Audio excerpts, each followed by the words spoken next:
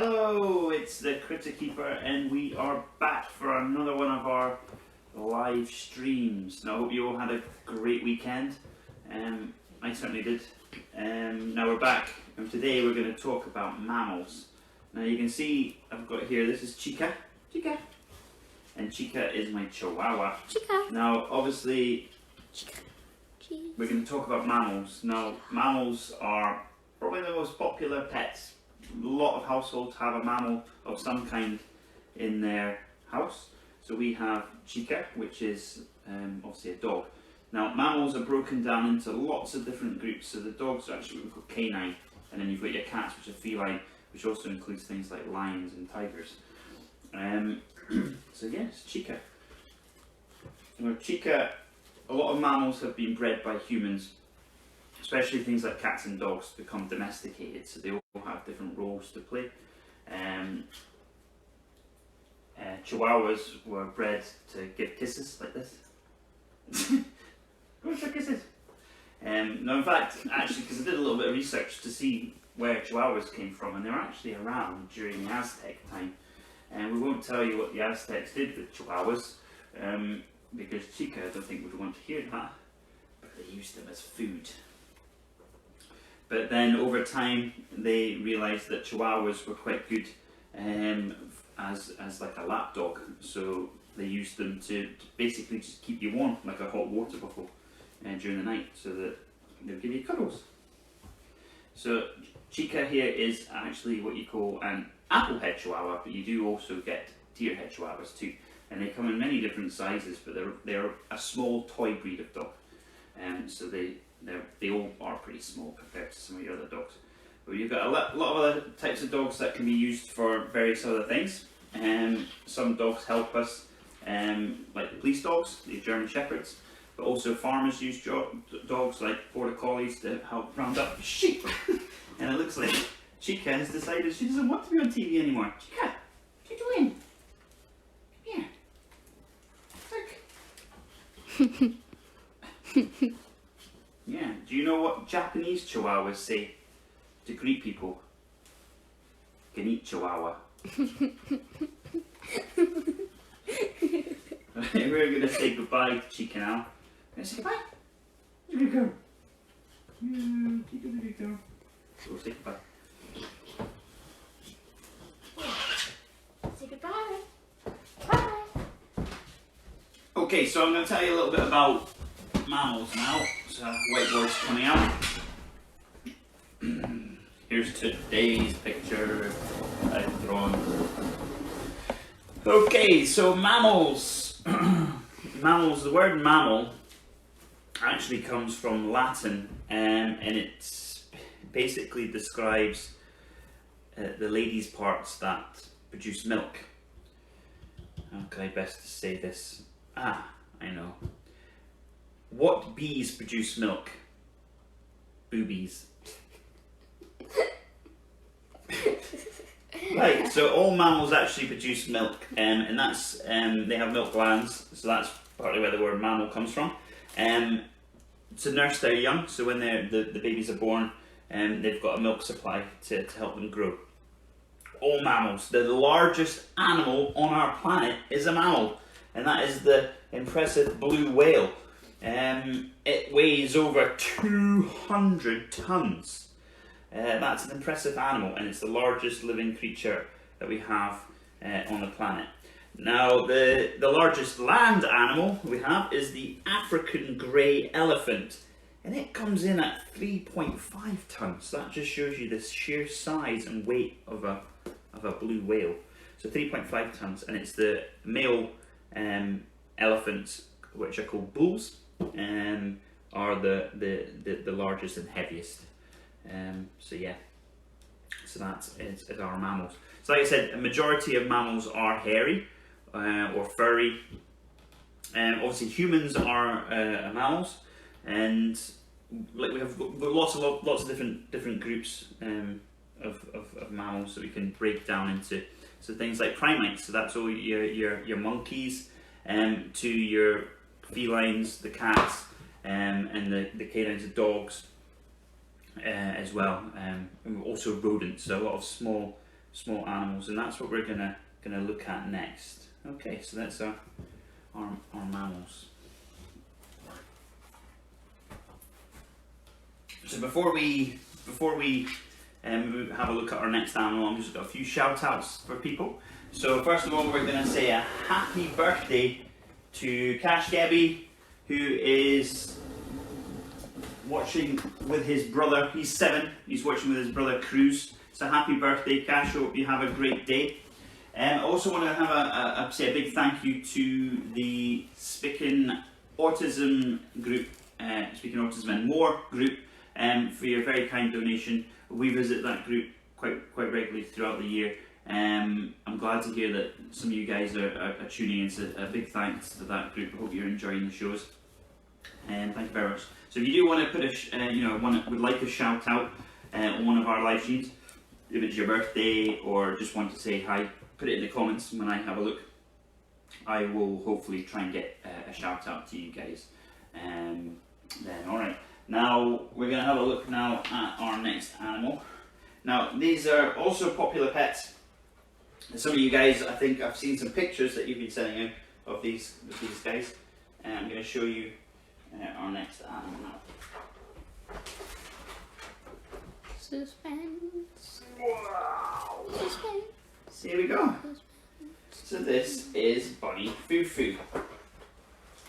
Bunny Foo Foo is my rabbit. Now she's just over a year old, and she's very soft. Okay, so obviously rabbits, things like rabbits and guinea pigs, and then smaller things like hamsters and that are extremely popular as pets, and that's the majority of pet that especially kids like to have. Rabbits need to be kept in groups, so you've got to have 2 or more rabbits, because they're quite sociable animals, so they do like to be together. So it's best to have more than one rabbit when if you're keeping rabbits. Okay. So yeah, I can tell you a disgusting fact about rabbits as well, because I know some people don't realise this. But rabbits actually, you see, when they go to the toilet, they have like little pellets. Well, that's your rabbit poo, but people don't realise that rabbits do 2 types of poos, and the ones you usually don't see is the ones that they do, and then they eat it again. So they actually make a soft poo and they eat it, so that they eat their poos. Just, yeah, so that's what they tend to do. So you don't tend to see those poos because they eat them and then they turn into the round pebble kind of poos. So if you want to come in a bit closer, Mackenzie, we can have a look at our rabbit here, Bunny Foo Foo. She actually has some beautiful blue eyes. So get a bit closer. I think you can see that. Yep, you can see it. Here we go. She's a little bit wary because she's not usually on a table, are you? So you can see. Rabbit ages can vary. Your average lifespan of a rabbit is around about 6 to 8 years, but you can have rabbits, some of the larger ones you can have for a lot longer. We had, when I was a child, we had a rabbit, his name was Pepsi, and he was about 14, 15 years old. So yeah, you can have them for quite a long time. Very soft. And if you spend time with them, they can be quite friendly. And you stroke them. Very soft. So there we go. They do like to chew things though, so I know a lot of people like to keep rabbits inside. A house rabbit, that's fine. If you have a house rabbit, you can toilet train them, so you can have them go to toilet in a litter tray with the sawdust in it. They're quite clean animals, so they do like to tend to do their toilet in one place. But you've just got to watch if you're keeping a rabbit inside, because they do like to chew things. They can chew through cables, especially things like phone chargers, and also they can rip wallpaper off your wall. They're like chewing on paper, so you just got to be careful if you want to keep a rabbit in house. Alright, so there we go. That is Bunny Foo Foo.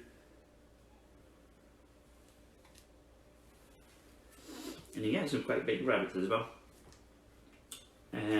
giant lop-eared rabbits, and you get small ones too, little lion head rabbits. So there's lots of different types of rabbit that have been bred, basically from your wild rabbits to make pet rabbits. But yeah, they do make good pets. You look after them nicely. Oh yeah. So that is Bunny Fufu. Is that Bunny Fufu? Yeah, Bunny Fufu. Where's the Bunny Fufu?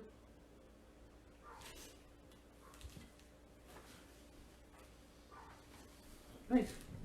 Let's say bye-bye to Bunny Fufu. Bye bye, Bunny Fufu. Bye bye,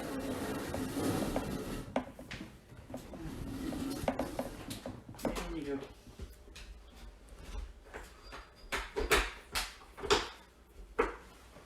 go. Okay, right. I've got one more animal to show you, but I'm just thinking, you know, this animal is pretty scary, so I'm thinking maybe I shouldn't really show it, because it is pretty scary. So what I suggest if you are a little bit scared is don't leave, just stay where you are, but just put your hands over your face like this. You can peek through your fingers, make up your own mind. Here we go.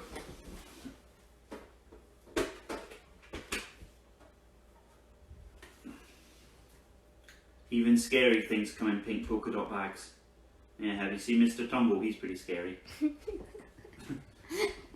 Oh no, I don't want to do this. Ah! Oh no, it's moving. Do I have to do this? Okay, I put my hand in. Here I go. Ready? Look how scary. That is! It's super scary. This is Sonic, and Sonic is my African pygmy hedgehog. Now, it's a small species of hedgehog, so he's not a baby, he's fully grown. Sadly, Sonic here, he's over 4 years old, and they don't have a long lifespan, these guys, about 4 to 5 years. So he is an old boy. So he is fully grown and he won't get any bigger than this. So they're actually a hybrid hedgehog. So just like I was talking about earlier with the dogs, these hedgehogs have been bred mainly with different African species of hedgehog, so Egyptian, Algerian hedgehog, to create the African pygmy hedgehog. So especially for the pet industry. Just like the hedgehogs that live here though, they have spikes all over the top of their body. So when they get scared, they tuck their head in their feet and they become a complete ball of spikes. So these spikes are super sharp, so you should never touch a hedgehog if you do see one out in the street in your garden. For two reasons. One, the spikes are very, very sharp. Needle-like spikes, but two, wild hedgehogs majority of the time are carrying fleas or ticks, which are quite nasty, so it's best to stay away. But it is very beneficial to have a hedgehog come into your garden, especially like to keep your garden nice with flowers or grow your own vegetables, because hedgehogs' favourite food, it is the pests that are snails and slugs. So get rid of all your snails and slugs. So we better not tell him, you know, that Gary lives in the same building. Gary Jr. Yeah, Gary, all the Garys that you might have seen last week. Gary. The giant boy. snails. Gary. Because he's having a good sniff. He's probably said, I can smell Gary. Gary's been here. One of these days I'm going to get Gary, I'm going to eat him. We say, no, you're not going to eat Gary. Gary's our friend. So you can actually feed hedgehogs extra food to help encourage them to come into your garden, because like I said, it's very beneficial to have them come to your garden. So you can give them extra food. You can give them cat food. You can give them dog food. You can make them scrambled eggs if you like. Never ever give hedgehogs milk. It is bad for them and it can kill them. So if you want to give them a drink, a bowl of water will be fine. Alright. Are you having a good sniff there, Gary? Sonic. Why don't you guys have a closer look? Let's take him in closer here.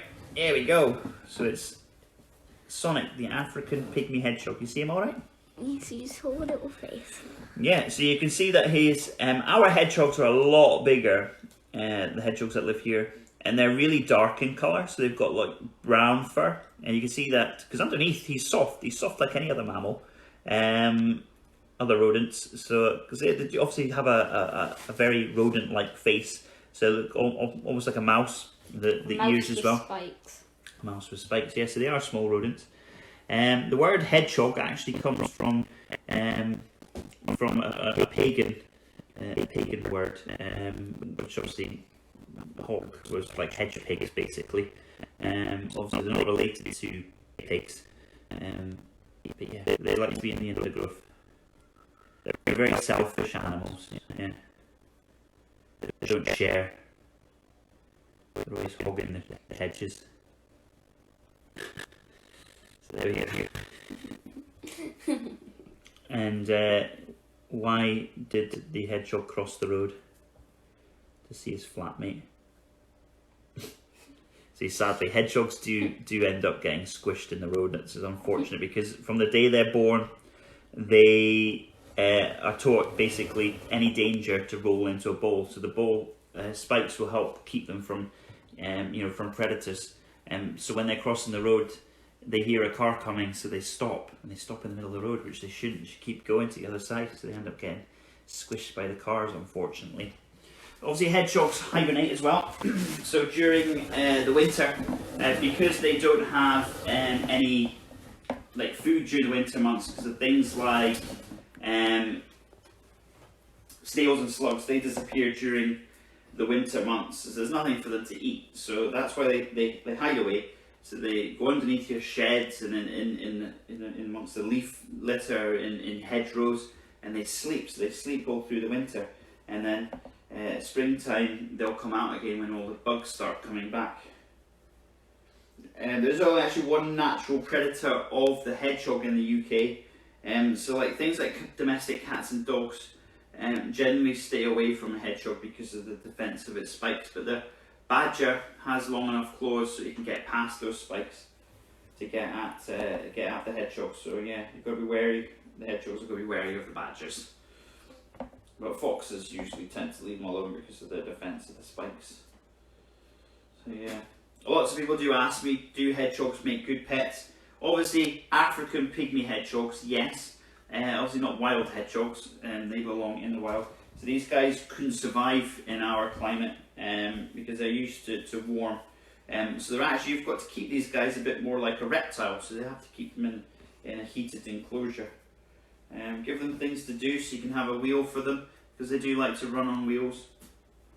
Little foraging areas. So I have some dust, and I put mealworms in the dust, and they can dig and get, it's good for them to dig and get those mealworms. So he does eat cat food, so he gets cat food every day, which he loves. But sadly, like I said, he's an old boy. He's going to sleep. Yeah, he's going to sleep in my arms. And if you hold them regularly, they become, they don't hide away. So you can see he's out. He doesn't hide away. Just when he's in his bag to keep him warm, and I pick him up, he kind of spikes up just because he's a little bit scared. There we go. So that is Sonic the Hedgehog. All you guys obviously know now, because there's the film Sonic the Hedgehog that's come out in the cinema. That he's super fast. I don't want to put him down this table because he's so fast he could just run straight off that table. So we're just going to keep him in my hands. I know you want to go down and run. So there we go, yeah. So that is all of the animals I have with me today to show you guys. I do have some more mammals in my care, but those animals are really special, so I wanted to keep them for their own show. I'm going to show you one tomorrow, hopefully, one of those, and along with a bird. So we're gonna finish our group of animals, and show you those two animals, and then I'm going to go back and show you some that we haven't seen yet. Exciting. Which is going to be really exciting. So you tune in. So I've got gonna issue you some homework again. Today's task, you guys can draw me some pictures of some mammals. Any mammal you like. If you've got a cat or a dog, you can draw your cat or a dog, or if you've got a hamster or guinea pig or even a rabbit, you can draw them too. For the older ones, I want you to try and think of as many mammals as you possibly can. Okay. So what I want you to do is you can write them down. You can put them into classifications if you like. So you can have like felines. So you can tell me all the felines that there are, like lions and tigers you know, pumas, jaguars, things like that. Or you can tell me some rodents, what different types of rodents there are. Put them into little groups, so we can have a look, see how well you've learned about that. And don't be afraid to use Google if you need a little help, or ask your mum and dad. We'll do that, and I'll have a look at. And again, any questions that you have about any of the animals, not just the ones that you've seen today, but ones that are, you know, ones that you've seen last week. If you've got any questions about them, just put it in the comment section, and I can hopefully answer them for you. Yeah, or any shout outs again. Yeah, shout out. To anybody who wants to have a shout out. So that's our mammals. And that is that. So Critter Keeper over and out.